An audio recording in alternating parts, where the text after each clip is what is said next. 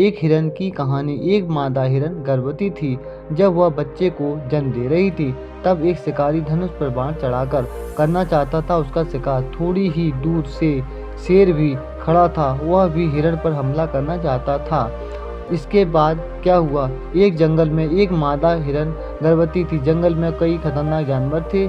ऐसे में हिरन इस बात के लिए परेशान थी कि वह खुद को और अपने बच्चे को सुरक्षित कैसे रखेगी। जंगल में बहुत खोजने के बाद उसे कुछ झाड़ियाँ मिल गईं। उनसे के पीछे वह छिप गई और प्रसव के समय का इंतजार करने लगी। एक रात हिरन के पेट में तेज दर्द होने लगा। उसी समय तेज बारिश शुरू हो गई।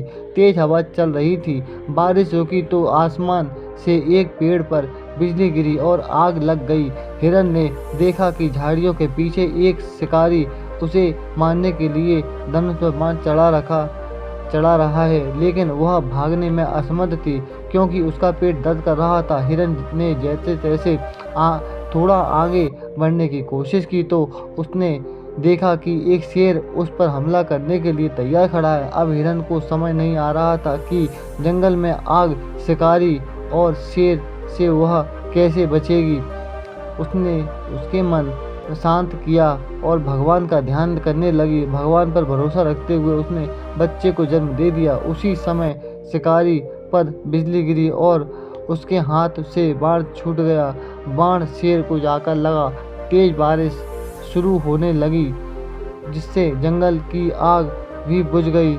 इस तरह हिरन और उसका बच्चा सुरक्षित हो गए। ये करिश्मा देखकर वह हिरन हैरान थी। इस कथा की कहानी सीख है कि जब हमारे जीवन में बुरा समय आता है और हम कुछ कर पाते हैं, तब भी हमें भगवान पर भरोसा रखना चाहिए। भगवान अपने भक्तों को हर परेशानी से बचा सकते हैं। बुरे समय में मानसिक संतुलन बिगड़ने न दें, धैर्य बनाए रखें और अपना कर्म ईमानदारी से करें। परिणाम भगवान पर छोड़ देना चाहिए। दोस्तों, ये कहानी आपको कैसी लगी बताइए ज़रूर और मेरे चैनल को सब्सक्राइब जरूर कीजिएगा। आगे आने वाली नई कहानियों के साथ आपसे मुलाकात होगी। तब तक के लिए नमस्कार।